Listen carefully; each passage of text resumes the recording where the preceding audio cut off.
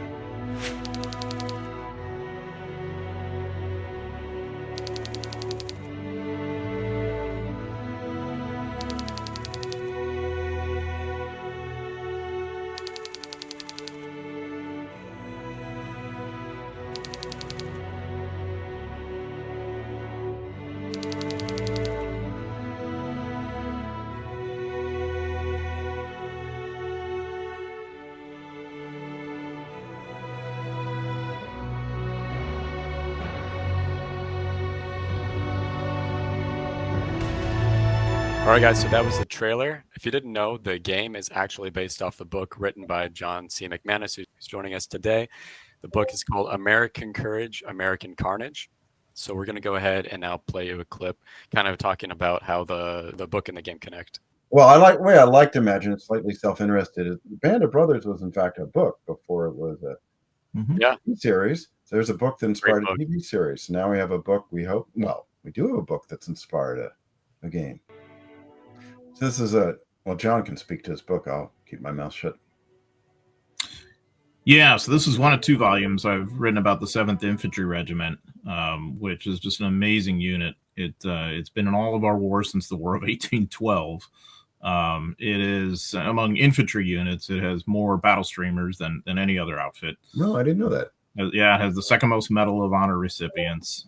You name a situation in a war, the 7th is in it. And of course, in World War II, they were in it from North Africa all the way through to the end of the war in Germany. They're the ones who really took Hitler's famous home at Berchtesgaden and all that. Right. Luke mentioned. We've got to get into that controversy. Those Poes are 101st. Anyway, yeah. Continue. Well, I mean, yeah, it's just one of those myths that came out of Band of Brothers, unfortunately. Yeah. And Audie Murphy was in the 7th, wasn't he? No, he was in the 15th, which is that's the sister regiment. I mean, so they're usually the 3rd Infantry Division. Yeah, they're part of the 3rd Infantry Division, exactly. Yeah. But the 15th and the 7th are kind of sister regiments, and they remain as such today. Okay, interesting. And it's coming out when, John? I'm gonna help. April 25th is when the new version of my book. Oh, and the game's April 8th. No reason we mentioned these things.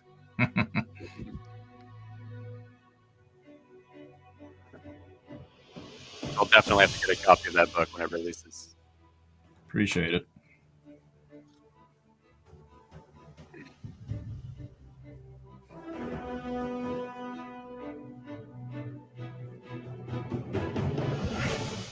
All right.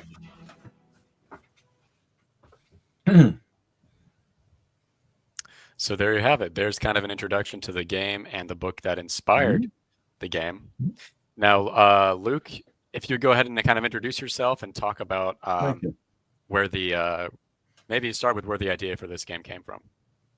Well, first, it's a pleasure to talk to this audience today. I've watched some of Will's videos, and I've seen a few enactments myself that are typically Civil War. So what I'm excited about this conversation today, and then I'll get into the game, is in my mind, we're all approaching communicating history, and both you all watching, right? And Will and John and I from different angles, right? John wants to, through his history, connect. I want to connect by putting in their virtual boots on the ground. Of course, you guys are literally connecting by putting yourself in their real boots on the ground. As where the game came from, well, it came from, I guess, two sources.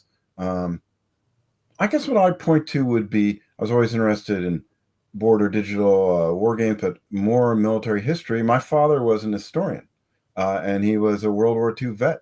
My mother was a World War II nurse. I think, it's not that long ago, right? My father was such a person.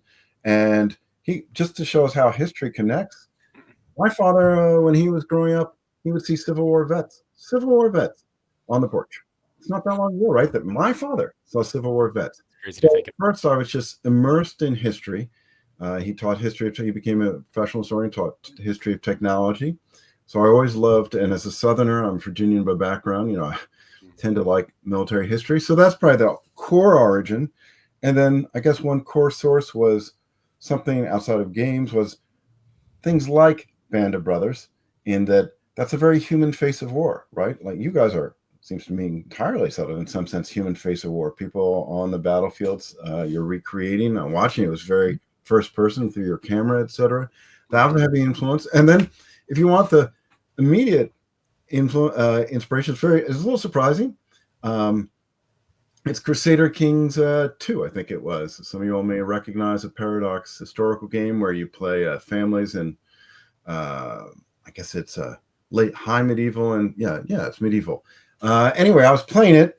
My wife was giving me strange glances as the sounds of newborn babies kept coming out of the computer. She says, "What are you doing in this game exactly?" But I'm playing away, and it suddenly hit me, right? Because I was thinking about, I want to do some kind of squad level game or something, and leaders maybe. What if you followed a band, a family, a band of brothers across Europe, right? Instead of a family of nobles. And that was the core, right? So we do. Your family, your band of brothers, is the officers in your fictional, but otherwise sort of historically coherent nickel company in the Cotton Balers, who happened, kind of like a good historical fiction novel like Winds of War, to end up at all the most interesting places the Cotton Balers went, according to John's book. And then the final inspiration, of course, was John's book.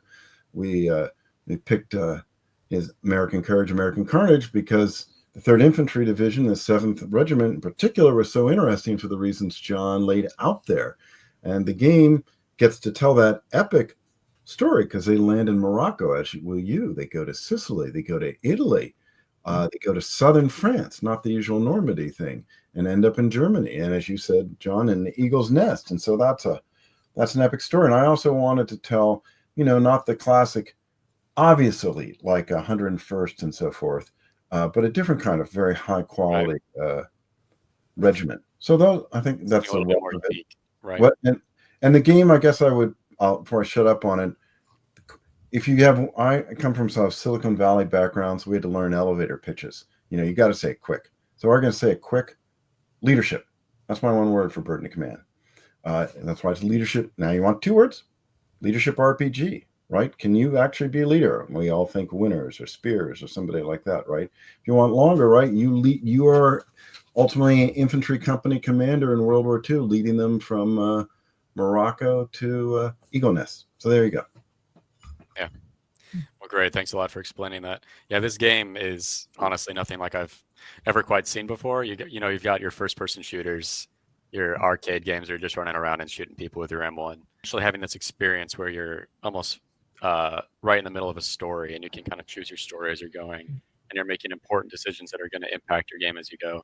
I feel like very unique, and that's just something very exciting to look forward to with this game. Let me say something about that before I yield the floor, because you brought up a good point. So, I like those kind of games too, and Medal of Honor is so impressive and so immersive in the first moments. Yeah. In other words, you absolutely feel like you're on the beach or wherever you are, right? And the violence and the oppression and the chaos, it's really compelling. But then the first time you get shot and you pop back up 20 seconds later, there goes your immersion. A little immersion breaking, right? Yeah. It's still fun. So in our game, now you could probably save scum or something, but in our game, you're strongly encouraged, don't reload, right? You won't be kicked out. Even you can die, and you won't. The game will continue. You'll come in as a new officer, etc. And so what we're trying to do is shocking. Create the burden of command, right? Where you are connected to officers, and when you lose them, they're gone, right? And you have to spend you have to think the rest of the time, as I do these writers, like, did I make the right decision there? And then you have that sort of classic feeling like, I don't know if I could have done anything different, but I still feel guilty. Now, let me yield the floor. Yeah. It gives you a very interesting gameplay experience for sure. All right, now, Mr. McManus, what was your role in this game? I understand that you're a historian, and you've written, 15 books? That's right. All right, that's incredible. So, so just what was basically your role in this project? Yeah, so my role was the historical consultant, and one of the things I love about the game is Luke and all the people involved are really faithful to the history, because that's was my agenda. Obviously, is like all of us, we want a better understanding of history, and in my case, I have to admit, that the 7th Infantry Regiment is a bit of a personal thing for me on some level. I'm the historian for the regiment, and as I mentioned, written 2 books about it. This is 200 some odd years of combat history, and I knew, of course, so many of these guys, including many of the World War II veterans, who are sadly, now pretty much gone. So from my perspective, Luke would bounce a lot of these scenarios off me, and I would sort of play test from the lens of being the historian and usually what I was thinking in terms of the accuracy, more so than the gameplay ability or whatever. I knew there were other people that could speak to that kind of thing much better than I could, So, so I was looking at it from that. And what I really like is that a lot of the scenarios put you in the exact situation that actually happened historically.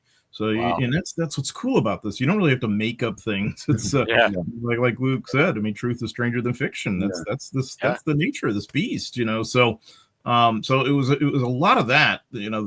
Of just these various aspects as the game was in process of evaluating it from a kind of historian's point of view. And so what we tried to do is we tried to convey it all as accurately as we could, while still being faithful to the idea of our RPG. And I think Luke has really pulled that off extremely well. It's pretty amazing. First, leadership is more than direct fire, right? It's morale and moral issues. It's also on and off the battlefield. I knew a Civil War reenactor. They were very keen the night before to have the meals just right. And while it's not quite the same, we do put you through things like, are you feeding the men right? Are you getting them heat? John taught me, for example, as an illustration, that we all think about morale, are you brave in battle? And that's all very important and true. On the other hand, have the troops had enough sleep? Have they had enough hot food? These are actually morale effects.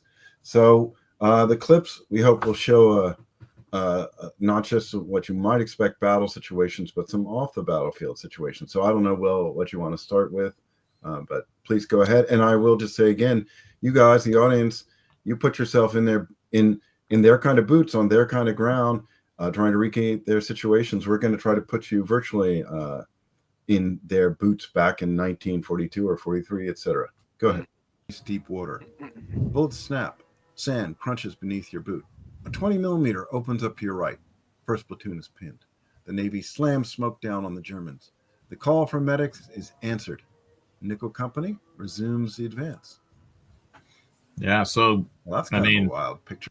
This is true to the invasion, because there was a 20 millimeter that was the main, the main rapid fire weapon that you would be facing as a 7th Infantryman coming ashore that day. But another element of this too are mines.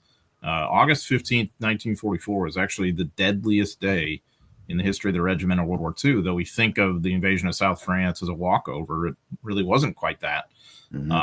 So it shows you immediately, if you're in the wrong spot, then you could be in a bad situation. And so in this scenario, Nickel Company is in one of the tougher spots, I'd say, that they landed at near Cape Cavalier that day. Sure. Wow. Where is that? The invasion of southern France was long planned, debated. Here, American Rangers train in Britain. Oh, okay. And just to give you a sense of others, Dragoon had, and then they give you the history. Nickel Company pushes inland, up a slope, down another, and back up again. Here and there you take prisoners, thin men in field gray, who answer not in the expected Deutsch, but in Russian. Now remember, I'm a player here. So, Russian? What? There are Russians in southern... wow. In southern France? Ostbataillone, then. The actual Germans will be inland. That's wild. Yeah, it is. And so the German 19th Army that was covering South France was kind of a hollow army. I mean, it was potent, of course, but obviously the Germans had serious manpower problems by this point in the war. And they were basically culling out people from Eastern Europe, offering them the opportunity to be either slave laborers or to be impressed into the German armed forces. So some of these guys end up opposite the cotton balers here, and of course later in the war too, but particularly there near South France. So I love that aspect of the scenario, that as one of these GIs, you could come face to face with them, and you probably would have been confused because, I mean, we know that all this is historians, but you wouldn't have known it in the moment as a rifleman. Right. Yeah. I will say, Ost reenactors are some of the craziest people you'll come across in the reenacting community. They take their role so seriously. There's a specific unit who portrays them. Give us an example. What do you mean? Well, there's a specific unit that comes to D-Day, Ohio every year, the largest reenactment in the U.S. And they like to get into the French resistance battles that take place over the week, and they love to just strike fear into the other reenactors and into the audience. I mean, the way they come in yelling and screaming and waving very nice swords around sometimes, like they'll have souvenirs. I mean, your German reenactors, they always do a great job as well, but these guys, there's something about the way that they perform out there that's just extremely interesting. And sometimes I'll kind of, just watching these guys scares me a little bit. I'll pretend that this is all pretend, because they're so good at acting. There's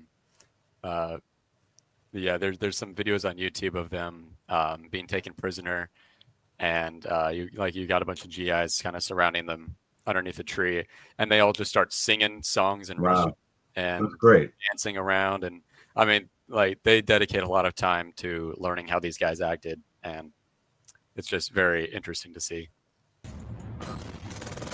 I guess, as they say in this game, history is stranger than fiction. Pinned. An explosion shatters a smoke shroud hillside ahead. A scout triggered at least a dozen mines. The pieces of him fall around. His partner, saved from the worst of blast, staggers past with shattered hands. Wow. We have a mature rating.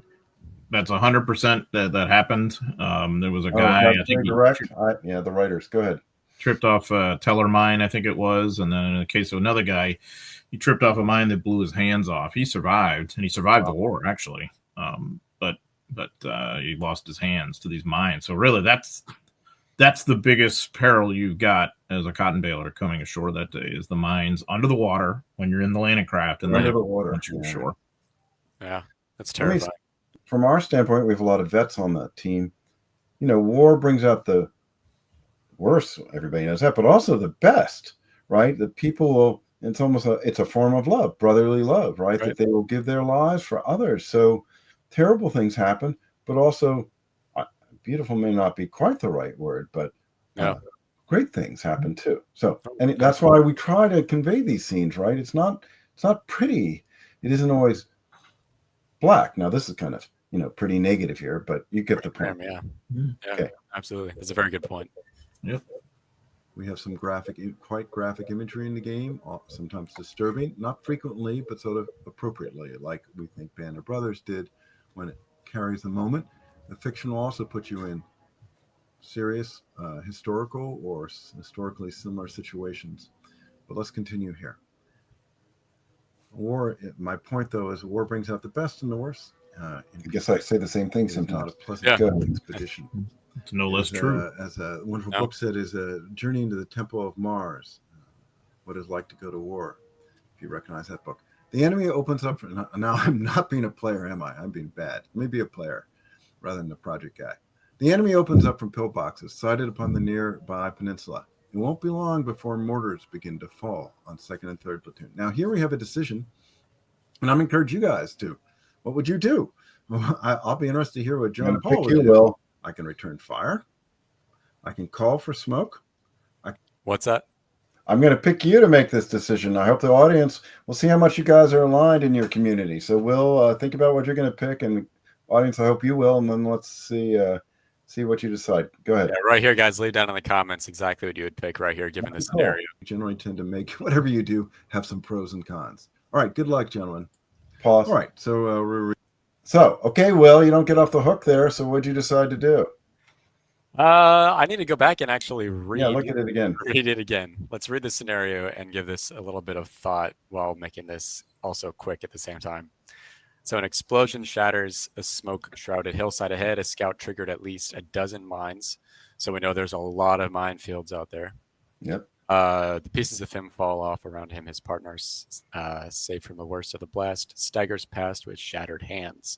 The enemy opens up from pillboxes seated upon the nearby peninsula. It won't be long before mortars begin to fall on 2nd and 3rd platoons. So now our options are to return fire, call for smoke, order my men through the minefield, or send more scouts ahead. Well, I would say that ordering your men through the minefield would be a good way to just get everybody killed for really no reason. Sending scouts ahead, I don't think there's exactly a reason for that, because you already know what the imminent danger is and the immediate danger. You know, there's guys in the pillboxes, you're receiving mortar fire, and a bunch of your guys have already been blown up by mines. So our only options left, in my opinion, would be to call for smoke or return fire. So John, tell us what they, I think you know something about what they did historically. Let's see. So, all right. Or if you don't remember, maybe the writer told me. I think they went ahead. They went ahead through the field. Yeah. Really. Why did they do that? I mean, they felt that first of all, they were on a time schedule. So there was urgency to this whole thing. Wow. And they had to secure an objective, they felt, otherwise follow-on waves would be, in trouble. So I think that's partially where the pressure is coming from. But they also felt that I think if I remember the original scenario correctly, they felt they had pretty good lines of vision as to how they could get through that field. Of course, didn't mean it was easy. So actually, that reminds me, when we were sort of starting the project, when we were thinking about these kind of decisions, the one I used to use as an example. So, Will, I'm merciless here. I'm going to put you in another one now. All right. So, Lieutenant Spears, people will recognize the zealous one, probably from Band of Brothers. All right. So, I think the series, or sometime during the series, John, correct me as needed. He actually confronts a drunken sergeant, and the sergeant is ordering the men forward, and he orders him to stop, right, because it's dangerous for the men. And the sergeant looks maybe he's drunk or tired or something. He still waves the men forward. His rifle starts to move in odd ways. What do you do, right? And I think the choices are something like order him to stop, strong voice, reason with him, shoot him. I forget what the other one was. So what would you pick, Will? In that scenario, I'd probably just take over, honestly. Well, I think sitting there to reason with him would probably take up. Nobody picks the historical one, so that's why I was reminded of the situation. Spears shot him, and unbelievable. I've asked this. I don't know how many people have. Nobody's ever picked that. He picked that. I know he did shoot somebody. There's the prisoners. I've heard a couple instances. Yeah, I didn't know that was one of them. But he was exonerated because of the risks to the men and so forth, as I understand it later. He saved lives by doing that. So again, I'm using these as right. None of us, I don't think I would have picked go through the minefield again. History, stranger than fiction. So right. But maybe as we put you in these situations, you may start to develop some instincts that'll be similar to what the historical commanders did. So right. Well, go ahead. I think we leave it as not what that happens when we go to another scene. Let's see. I mean, to answer the question right here, I probably would have called for smoke, but I would have called for smoke. I think I did scouts. I can't remember. Yeah. And then maybe send my guys through the smoke or something. I don't know, but we'll see. All right. Good luck, gentlemen.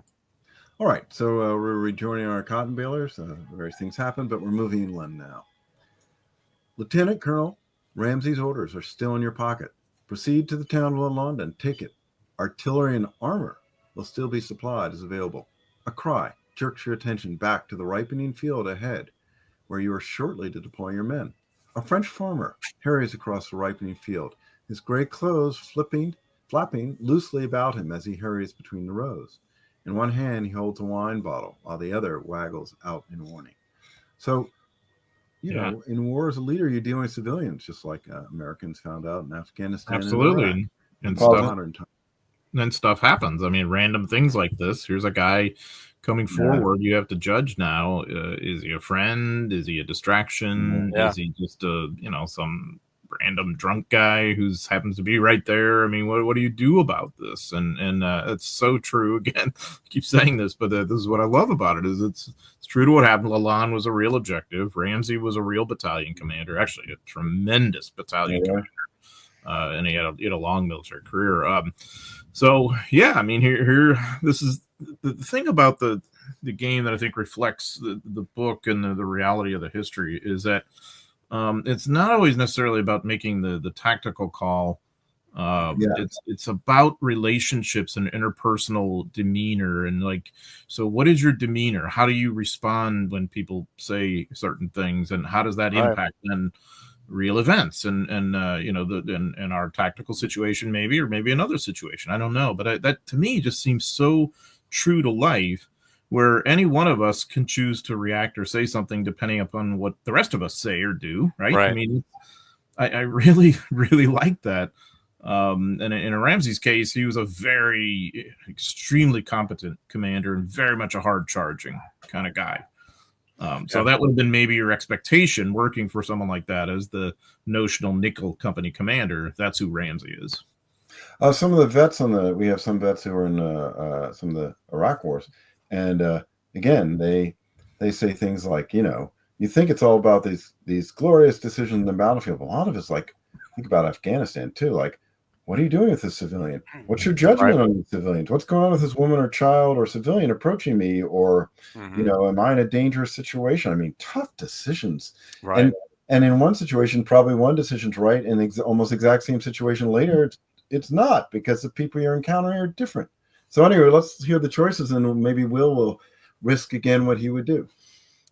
Well, your decisions that you can make are: he brought wine, he can't be trouble. So, just go up to this guy and accept the wine, drink, and keep moving. You could fire a few warning shots at the guy. Seems kind of like you're asking for trouble at that point. Or you can have the scouts intercept him. I would probably choose to have the scouts intercept him.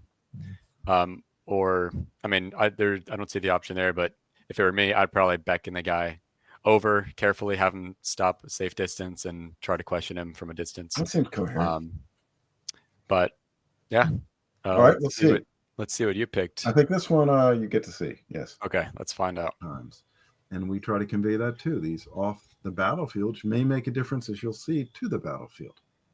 In one hand, he holds out a wine bottle, while the other waggles out a warning. He brought wine. He can't be in trouble. Have the scouts intercept him. Fire a few warning shots. I think this guy's all right. He brought wine. He can't be trouble. Maybe I'm being... Maybe I'm a little too trusting. Maybe. Probably I should have done warning shots, but good choice point. The farmer hurries past first platoon scouts and barely pauses for breath. Les Boches, he exclaimed, just ahead. Les Boches? That probably Germans. That's why we're here. Of course there are. Timely warning. Motion for him to continue. Well, also, you decide what kind of leader is stylistically. Are you laconic or not? And again, any of the decisions are good stopping points when you want, John and Paul. But let me see.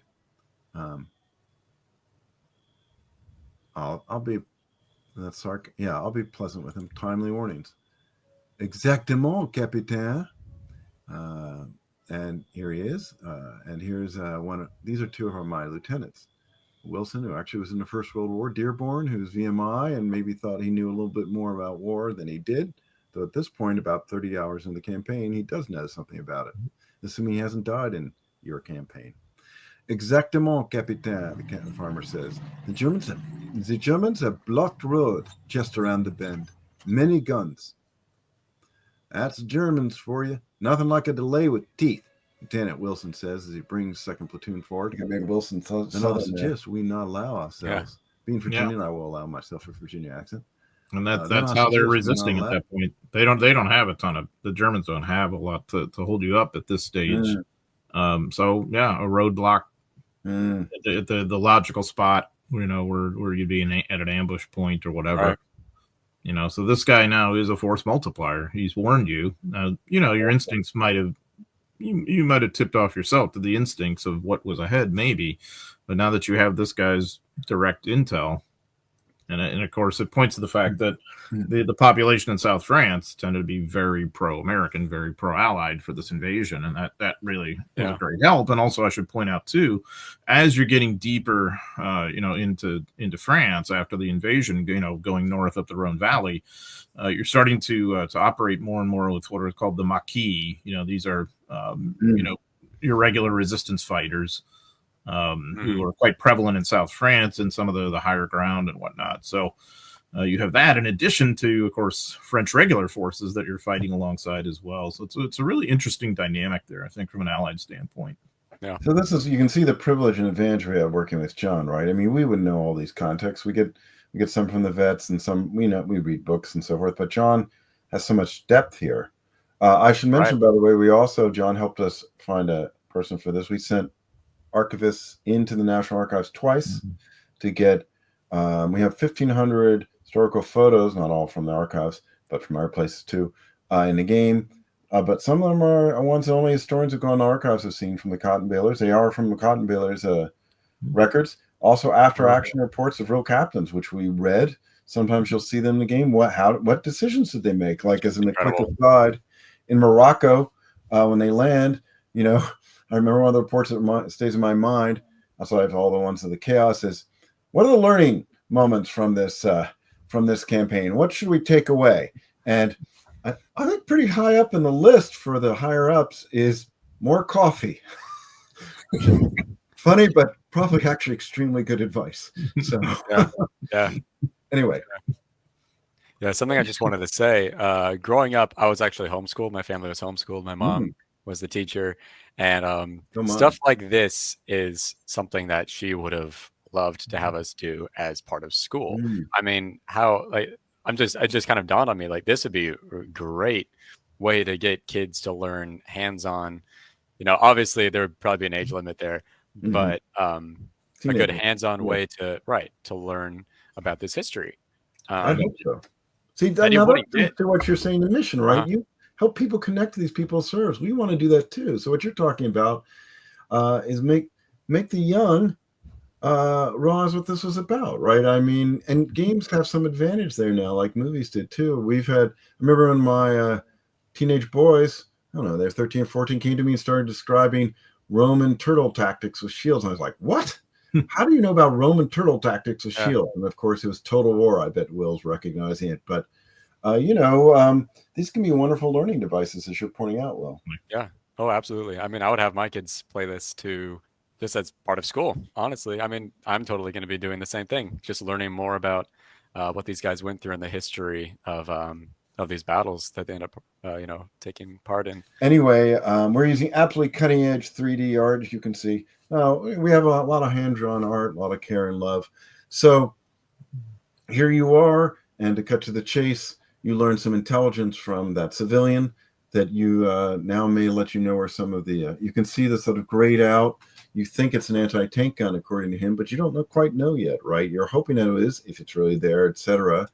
Thank you. The arrow is helpful. And then if you look over here on the map on the right side, go with the little portraits. You're probably the guy with the goggles on his glass. That's you. So you can have a different portrait. You're the captain at this point. Other ones above and below. Stern is below. Wilson, we mentioned earlier, is above. You can see their portraits up above. And you have a command hierarchy. You're in charge of 4 platoons, right? And you give them overall orders, and then you also, like an RPG, right? You know, an RPG may be one of the characters in the party, fantasy RPG, but you also run the others. So it's a little bit breaking reality, but they still have their personalities and skills and so forth. You will I'm going to keep this brief because I know most people in this audience are history, but you must deal with command and control. You can't have everybody perfectly coordinate at the same time. At a given moment, you can order one platoon, and that platoon moves its people, right? Not everybody, because in war, it's hard to coordinate forces. And then the enemy gets a vote. They get to move one of their platoons and so forth. And then you get another round. Now you're captain, it's like glue. They can help they can jump in there and help these platoons do across platoons, not just within. Now, I'm just going to point at this stuff, but we're trying to articulate command and control. I was watching your videos, Will. I've seen those attempts to coordinate with other units and soldiers on the field. With a lot of you've got to give me cover fire and come over here. And then I love the decision you had in your video where casualty, right? And you've now got to decide to pull the guy in, but you've got other things to do. Yeah. And so the real leader on the battlefield is your videos give much more viscerally than we can in a turn-based game, is you are pulled in so many directions at once as a leader. What are you going to prioritize? You've got somebody dying over there, but you've got to take the objective, but you've got to coordinate with the other squad over there. Cover fire. I mean, if you want to say anything from your experience, but I see a lot of chaos that you must manage in your videos.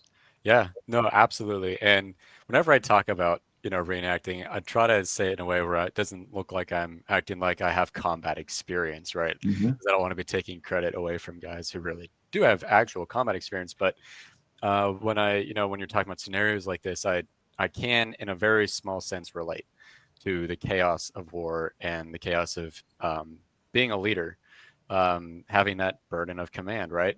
Like you were saying in that one video, I think it was the airborne battle of the Lafayette Bridge at D-Day, Ohio. Yeah, I mean, I was told to go over and cover the left flank with my men. And so we go over there and we immediately take several casualties, and it's just me and a few other guys. And then, guys are dropping around me. I have very little firepower on this side of the battlefield. And so I'm having to take care of trying to communicate with the other squads, taking care of the injured guy, calling a medic over, providing covering fire for the medic, keeping an eye on where the Germans are maneuvering. There's just a lot that goes on, and the chaos of war is very real, even in the battle reenactment sense. So again, I don't want to say that I have combat experience, but I can definitely. I saw that one of your issues is not stealing their. What you have a special term for it in your community? Not stolen valor. Stolen valor. Yeah. Stolen valor. Yeah. Oh, yeah. John, Jesus, you didn't mention you didn't talk about your own past. Yeah, so I was a reenactor too, with a D Company 2nd Ranger Battalion. So again, can relate to this on a very small level, and I think maybe help enhance my understanding of history just a little bit better.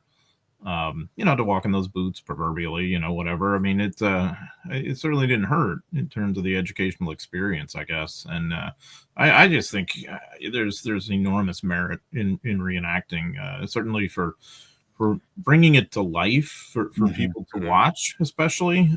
That's the part that I liked, like public reenactments and whatever, that maybe might appeal to kids to get into history and things of that nature. That's one of the reasons why I did it too. But so I can really relate to what Will's saying, that it gives you, I guess, a little bit of the sense of the simulation of having to be a crisis manager, which these guys in the cotton balers, these small unit leaders, that's really what they were. I mean, to be an infantry officer in that kind of situation as a crisis manager in combat. Very good. I never thought of it that way, honestly. That's a very, very good framing. Yeah, and I'll add to that. It's very interesting. Whenever, the whole time I've been reenacting the past 10 years now, everybody always says that I get into it a little bit too much, but I always act to make the situation feel to myself and to others as real as possible. And so I'll get really wrapped up in it, believing that it's real. Always in the back of my mind, I know it's fake, but I try to just imagine this is a real scenario. What would I actually do here? And sometimes, I'll be caught up in it and I'm so immersed and then I stop and I realize this is a recreation of what men really went through. And, I'm looking at my buddies who are pretending to be dead. They're screaming out for a medic, and suddenly this happens multiple times where I'll just suddenly be overwhelmed with emotion and I'll have to kind of get myself in check. And I start to, tear up even just thinking about the fact that Yes. You know, we're just recreating stuff that really happened. Like, I can't imagine really sitting here with my back up against this tree, Germans behind me across the creek. They're getting closer. My buddy just got shot over there. He's bleeding out. You know, there's just a few of us left. Everybody else is dead. Everybody's screaming. Like, it can definitely get very emotional sometimes if you're in the right mindset. And it just gives you such a more, like, a deep appreciation for what those guys went through. It does. It's like, imagine the real thing on top of, I mean, it's just, you know, 100 times that. It kind of, it's really, you begin to understand why that left such a mark and leaves such a mark with people in the 21st century, whatever war we're having to be talking about. It's it really is that. And I think too, what I love about Burden of Command is there also is that emotion too, like Luke said. I mean, the decisions you're making, it now becomes kind of quasi real to you, just like it did for me as an historian writing in American Courage, American Carnage. I think it has to be it has to be about people, and I was so immersed in it that I felt like I had come to know some of the people from the past, even though I hadn't met. And sort of empathize with a lot of these decisions and dilemmas and whatever. And I just think that's the way that history becomes very instructive and important and helpful to us. Yeah, there we go.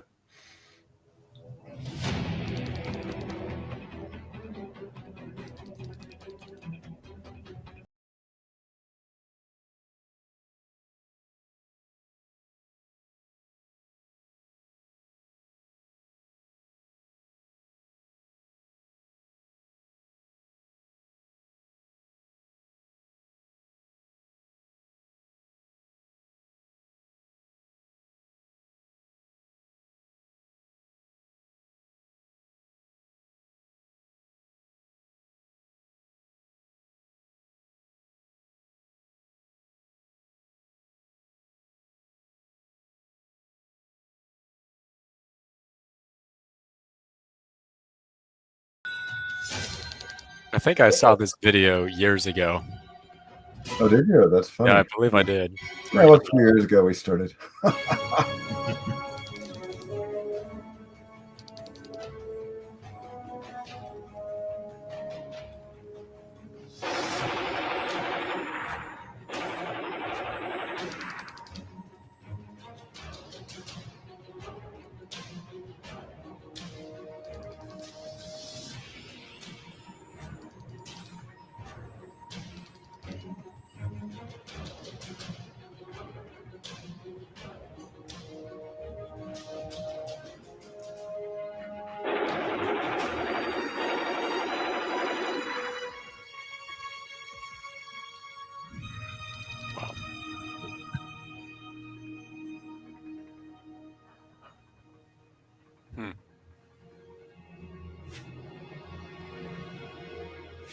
So, pause, please, and just one brief comment there. So, for those of you who think tactically, you know, that's a little simplified in that he deserved what who deserves what they get? We all hope not to get what we deserve, but tactically, he deserved what he got. He didn't suppress that German squad, and he went across the field probably with a lot of ardor. You see that with the German soldiers in Battle of the Bulge. There are a lot of young men who have not been trained so well, very enthusiastic, and they get cut down. But they're doing this kind of thing. Right. So he got himself killed. The right way would have been the 4Fs, right? That you would ideally you would suppress them, flank them, and then finish them, and then you probably, unless you know the usual snafu or foobar happens, you would succeed. So this is simplified for a trailer, but credible tactics will be rewarded, and if you do things like run across in the open against an unsuppressed enemy squad, you will pay a price. So on the subject of your voice actors, I saw that Shane Taylor plays. You got to put that in. Is it Lieutenant Sergeant Grant? Sergeant Grant. I saw that. And I thought that was extremely interesting. That his voice, and it looked like the image of Sergeant Grant is at least loosely based off of Shane Taylor. Is that true? No, it looked a lot like I'd love to say true, but really we have a wonderful artist, Marius Kozak, who very ardent Pole. Check out his general art station art, but he did a lot of Total War art. We were fortunate he likes what we were doing. We couldn't afford him, except he wanted to support our project. So the portrait art you'll see is pretty remarkable, I think, since it's not my work. No, that was very impressive. But he did that, and then Shane, of course, did remarkable voice, and we work pretty hard to get. We think we get pretty good feedback on the voiceovers and so forth. Of course, Shane's the best. The thing that's amazing is you may or may not know Shane Taylor. Plays as like Southerner in Band of Brothers, but he's a Brit. Yeah, that shows how good he is. Yeah, he's tremendous. Friends with him, John? Shane, yes, and Shane and I were together in the 80th anniversary of the Battle of the Bulge this past December. We were on an 80th anniversary tour with the World War II Museum, and I was a featured historian. And then we had Shane, obviously from Band of Brothers, and Robin Lang, who played Babe Heffron. It was a blast to hang out with those guys. Shane and I have known each other for a number of years. Really neat guy. Awesome. So, Will, I told him I wanted to ask some questions of you guys, meaning here's the community. I'd love to see comments. I will go and look at the comments that comes out, and from John and Will. So I've seen these. I've had a friend who did some Civil War reenactment, but I've never done it myself. I think I'd enjoy it. Here, one of my questions. So, what defines a good reenactment versus a bad? How do you judge good reenactments versus bad? Well, I have been in both good and bad reenactments. Planning is usually what goes into a good versus a bad reenactment. I've experienced battle reenactments that have been, I'm frozen there. I've experienced reenactments where the scenario has been scripted for the most part, and it's been planned up to a year in advance. Wow. And all companies involved have been, discussing the battle scenario. They've been getting ready. Of course, historical authenticity in both the way the battle plays out and the equipment and the uniforms that everybody's wearing always plays into a good battle reenactment. Then there's the other side of it where I've been in a few where there was very little planning involved. Not many reenactors showing up. A lot of people showing up who we call FARB. I'm not sure how many of you have heard that phrase. No, I don't know. That. It looks like you've heard it. Yeah. So what does that mean? Not many people know exactly what the acronym means, but it basically, a FARB is somebody who's wearing uniforms or equipment that are not historically accurate. So let's say now it could be very minute details like the color of a zipper. It could be bigger details like a post-war M1 carbine being used in an early war reenactment, stuff like that. And you've got extreme cases where you've got your kid wearing the Amazon plastic M1 helmet with his Amazon uniform and everything, right? That's a little awkward when you're trying to discourage them or not. Right. So that would be FARB. And so you've got events where the event was not planned well, the battle was not planned well. You got a lot of FARBy reenactors. I gotta start using that. It's a great word. And then things just don't play out like they were supposed to, and everything just kind of falls apart. I've been in a few of those. But I don't know if that answers your question or not. Yeah, that does. So, and the fact that it's, better tend to be quite scripted as opposed to strictly improv. How about the research in the battle, etc.? What do you do for that? Do you get together, talk about it? You read books, I presume, or find maps? What do you do? Well, I'll give you one example. At D-Day, Ohio, I mention that a lot because it's one of the biggest ones we do, and it's a week long. One of the units that I'm in is is Baker Company 505 82nd Airborne, and one of the battles reenactments that takes place, I believe twice at the D-Day Ohio event is the battle for the Lafayette Bridge, which is one of the battles that took place. That's what I watched, I believe. Yes, go ahead. Right, yeah. During the D-Day invasion, that one, the captain in my unit, he's a guy my age. His name is Grant, and he's taught me a lot of what I know about the 82nd Airborne. But basically, he's very well versed in the way that the battle played out. And so what he's done is he's gone and talked to the battle coordinators and the event staff, and they've really been able to kind of write out kind of a condensed version of the, I believe it was several day long battle, but we're able to condense it into what's supposed to be about a 30-minute battle, just giving the audience a good idea, sort of a highlight, set up version of how this battle took place. Yeah, that's smart.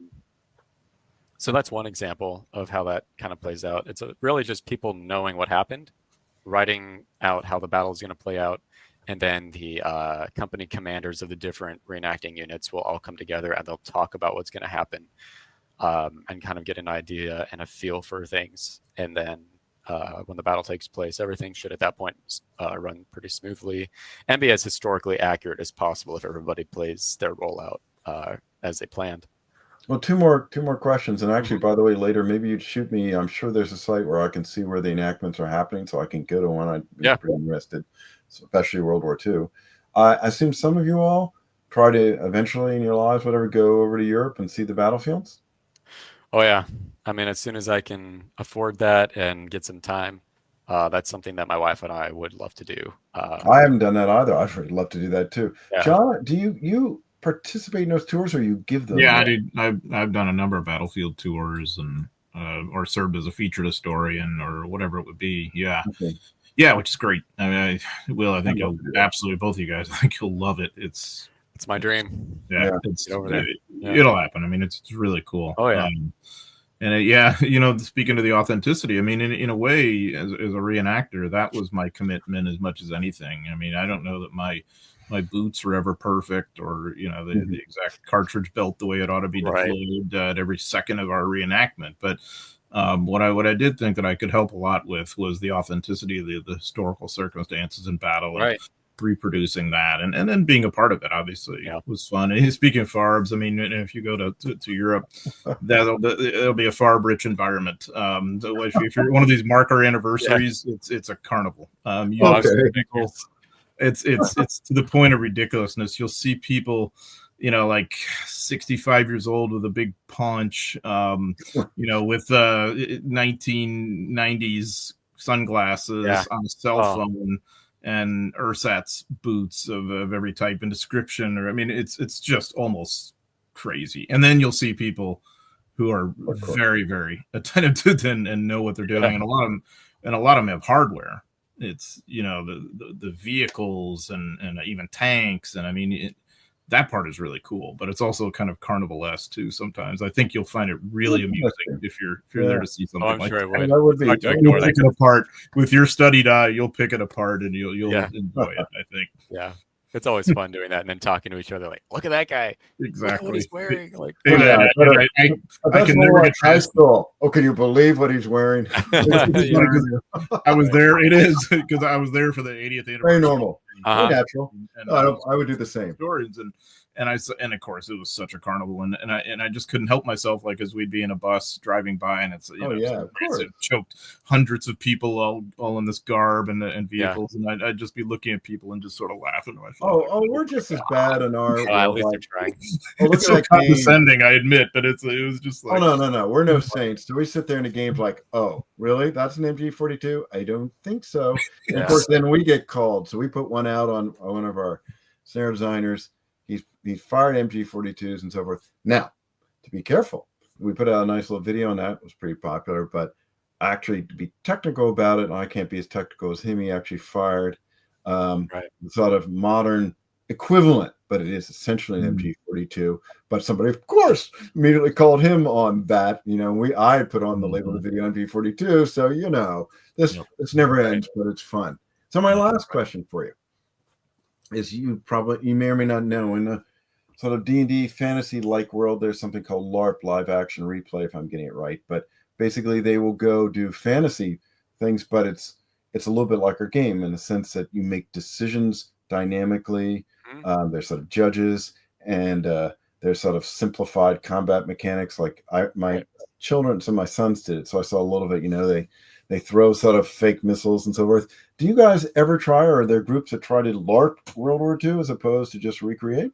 Oh yeah, so I mean, that's what we would call a tactical battle reenactment. So you've got your public events where you're doing it in front of an audience, right? Everything's very scripted. Then you got your private tactical events where you've got so we go out. We'll pick a location. Cool. It'll be like a big wooded area, or it could be an abandoned building complex. The ones I've been to have mostly taken place out in the woods, but basically, the enemy's out there. We don't know how this is going to go. Send out squads, send guys over here, send units over there, set up ambushes right here. There's usually tanks and half tracks and scout. Are there judges? What's that? Are there judges? Sometimes there's somebody who I guess you would call a referee. And they'll just kind of walk around and make sure that everybody's being honorable and calling their hits, right. Of course, the real military does this kind of thing. Now I think about it. Right. Go ahead. Yeah, we've done a few actually on military training bases. They'll actually open up their doors to us and they'll let us come in and do these tacticals. And we do some training events that are very similar as well, where you just kind of go out and get in the field, away from the public, and really put yourself, immerse yourself as much as you can into the boots of the guys who really did this stuff. Sleeping in foxholes overnight, digging your foxhole, using a little Esbit stove to cook, deciding whether you should use a fire or not to get, don't want to give away your position. So sometimes the company commanders would be like, hey, don't use a fire, cook. Well, that's not a great man. Yeah. Right. So that's where the tactical events come in, where it's much more immersive for the reenactors. I'd definitely like to see one of those, but maybe you can't see them. But that's really interesting. Yeah. Do you have any videos in your channel? I'm not trying to be nice here. I'm actually interested. Okay. Show any of that? I do. Yeah, some of my older videos. Maybe you shoot me a suggestion or two what I should watch for that. It'd be pretty interesting. Sure. Learn something interesting for Burden. We're thinking of working with you kind of guys eventually, maybe we could put video clips in with the support the game and so forth. So anyway, I don't want to keep going on, but thank you. That's quite interesting. Very good. I had one more question that I remembered I was going to bring up earlier on in the video. I'll just clip this part out and I'll put it back earlier on in the video. But I understand we're closing now, so I do want to thank you for the privilege. It is a privilege. And again, I feel a sort of connection. I'm not BSing here. It's true, right? A connection, as we've said repeatedly, but I just want to emphasize at close, right? The people, I think it's wonderful the people watching today are part of the people creating these things, not just Will here, right? So you guys are out there connecting the public, but then connecting yourselves and then that spiritual and emotional connection. And so John's already figured out to do this kind of thing. You guys have figured out how to do this kind of thing. I'm really hoping that with Burden, we're figuring out how to do this kind of thing in games, right? That human connection, the connection to the past and to the history. Absolutely. And as reenactors, this is a great way where we can reenact from the comfort of our own computers. So there's some other games that I've played that kind of give that experience. There's a game called War of Rights. It's a Civil War game. I've heard of it. It's not an RPG. It is a first-person shooter, but man, is it immersive. This War of Mine's interesting on the civilian experience of being in a war zone. I recommend that one for this kind of feel. Go ahead. War of Mines? This War of Mine. So you're essentially a civilian trapped in a war zone. You're not a soldier. And how do you survive? There are a lot of moral decisions. It was that's cool. Sold a million or two copies done by some Polish developers. Yeah. But no, if I know reenactors, they're going to love Burden of Command because it really is just so immersive. It's not your first-person shooter. It's not going to give you that adrenaline rush, but it will really bring you into the history, and that's just an absolutely extraordinary. We would love to hear your own comments like you gave us today, Will, from your community. You watch our video, come talk on our videos, or if you throw some stuff up from what you saw, or if the various influencers start to show, come make your comments. I mean, getting that connection. Right. Sure thing. Absolutely. Yeah, we're all kindred spirits. I mean, I think we all come to this honestly, and we're all really, we feel it's important, and it is. I mean, it's an experience on many levels. The actual, reenacting experience physically of being part of that, the immersive game experience, and obviously then, from my standpoint, the reading experience of the actual history, which in a way is like a cheat sheet for Burden of Command, Yeah, so, don't read ahead if you play the game, but do read along. Yeah. So do read along. Exactly. Don't get too far ahead, but it's really neat how this has worked out. It is. So both will be out more or less the same time frame. Burden of Command on April 8th and American Courage, American Carnage on April 25th. And I just think they go together like peanut butter and jelly. And then, as a reenactor, I think that, it'll help you blossom maybe on some level. And I'll say a self-interested thing here. Please spread the word, community, because you will because we're small, little indie. We don't have any big marketing budget. We don't really have marketing budget. So we only survive to do future campaigns if, people buy the game and support it. Yeah. So we'd appreciate that. Yep. Absolutely. Now, last thing. So it's going to be released on April 8th. Correct. Right? Is that only on Steam, or can you find that somewhere else? Only Steam, PC. Okay. Eventually, we'll probably go into GOG, but for now, it's Steam. Right. So on Steam, are you able to pre-order it right now, or? No pre-order, but you can wish list. We also have a newsletter if you want to track what's going on. No reason I mentioned that. All right. Well, if you want to shoot that over to me, the link for the newsletter, I will. any other links you would like to have featured in the description of this video, I'm going to collect guys from Luke, and those will be in the description of the video. So you guys can subscribe to the newsletter and be alerted of when the game releases and all of that good stuff. So just check the description of the video after this, when this is over, and get access to all of those links. And I want to shout out Will for giving us an opportunity, but also did a lot of extra technical work to make this happen. So he went beyond the call here. So thank you. Yeah, Will. Of course, absolutely.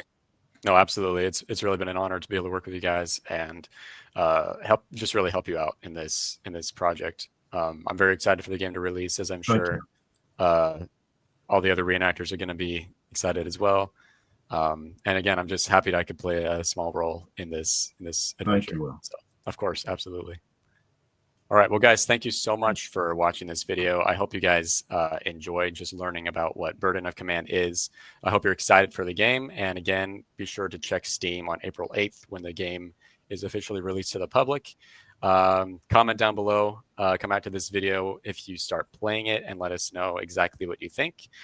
Again, just leave any other comments, questions you have about the game, or about John C. McManus or Luke. Leave those in the comments down below, and we will respond to you. Yeah. But thank you, both of you, for coming on tonight and just having this conversation. It's really been great. Really, really appreciate it a lot. All right. Thanks, Will. Of course. Absolutely. I'll see you guys later.